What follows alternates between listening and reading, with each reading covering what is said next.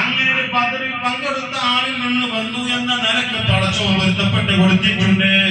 അത് ബദരീകളുടെ പവറാണ്, അവരുടെ സ്ഥാനമാണ്, അവരുടെ മാനമാണ്, അവർക്ക് ഇസ്ലാം കൊടുത്ത ഏറ്റവും വലിയ ഒരു വല്ലാത്തൊരു സംഗതിയാണ്. കാരണം അവരന്ന് ഈ സമരത്തിലേക്ക് ഇറങ്ങിയില്ലായിരുന്നെങ്കിൽ ഇന്ന് ബദർ മസ്ജിദില്ല, ബദർ മജ്ലിസുകളില്ല, ഈ ഉള്ളവനില്ല, നിങ്ങളില്ല.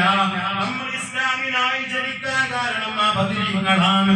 അതുകൊണ്ട് തന്നെ ബദർ ശുഹദാക്കളുമായി ഇത്തരം വിഷയങ്ങൾ സംഘടിപ്പിക്കുമ്പോ മനസ്സിൽ കളങ്കമില്ലാതെ, മറ്റുള്ള വിഷയങ്ങളില്ലാതെ വിളിക്കേണ്ടവരെയാണ് വിളിക്കുന്നത്, തേടേണ്ടവരൂപത്തിലാണ് തേടുന്നത്, തവസ്സുലാണ് നടത്തുന്നത്. അതിലൂടെ എന്റെ ദുനിയാവും എന്റെ ആഖിറവും രക്ഷ കിട്ടണമെന്ന് കൊതിക്കുന്നത് വളരെ സത്യസന്ധമായ ഇസ്ലാമിന്റെ രൂപമാണ്. ഇത് മാത്രം നമ്മൾ ഈ സമയത്ത് ഓർമ്മയിൽ കൊടുത്തിക്കൊണ്ട് ഞാൻ അവസാനിപ്പിക്കുന്നു. അല്ലാഹു ജല്ല ജലാലുഹു അവന്റെ വിശുദ്ധമായ റമദാൻ നമുക്ക് കഴിഞ്ഞ ഈ മാസം അനുകൂലമായി നമുക്ക് സാക്ഷി നിർത്തി തരട്ടെ. പ്രതികൂലമായി പോകുന്ന അവസ്ഥയെ തൊട്ട് കാക്കട്ടെ. ഇഷ്ടപ്പെട്ടവർ പലരും മരണപ്പെട്ടു പോയി, അവരിലേക്കൊക്കെയും ഇതിന്റെ മിഥില സവാബ് അല്ലാഹു എത്തിച്ചു കൊടുക്കട്ടെ. അവിടെ ഉസ്താദ് പറഞ്ഞു, ഉസ്താദ് കഴിഞ്ഞ പ്രാവശ്യം ജോലി ചെയ്ത സ്ഥലത്താണെന്ന് ഞാൻ വാട്സപ്പിലൂടെ കേട്ടതാണ്. എന്നോട് കൂടെ കോളേജിൽ പഠിച്ചിരുന്ന ഇസ്മായിൽ ഇദാമി ഇന്ന് ഞങ്ങളോടൊപ്പം ഇല്ല. ഇന്ന് ഞാൻ ഗ്രൂപ്പിൽ ഇങ്ങനെ നോക്കുമ്പോ അദ്ദേഹത്തിന്റെ വാട്സപ്പ് നമ്പർ കാണുന്നുണ്ട്. ചലനങ്ങളില്ല. എന്റെ പ്രായമുള്ളൊരു കൂട്ടുകാരൻ, ഓർമ്മ ശരിയാണെങ്കിൽ 4 മക്കളുടെ പിതാവ് കുടുംബസമേത റിയാദിൽ പോയി കഴിഞ്ഞു. അവിടെ ഇങ്ങനെ ഉംറക്ക് ആളുകളെ കൊണ്ടുപോകുന്നതിന്റെ ഇടയിൽ പടച്ച റബ്ബിന്റെ തീരുമാനപ്രകാരം അതാ ഒരു ബസ്സിൽ വെച്ചുകൊണ്ട് ടയർ പൊട്ടിയിട്ടൊക്കെ മറിഞ്ഞ വിവരം നിങ്ങൾ അറിഞ്ഞിട്ടുണ്ടാകും.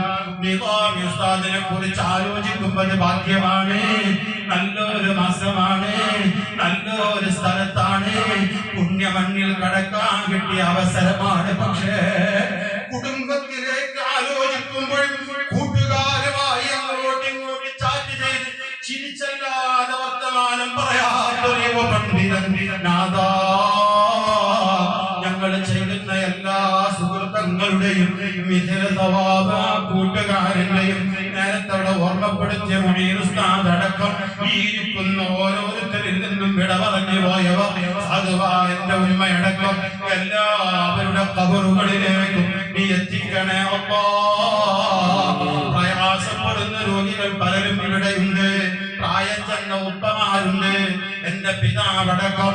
അല്ലാഹുവേ എല്ലാവർക്കും ആരോഗ്യം കൊടുക്കണേ അല്ലാഹ്.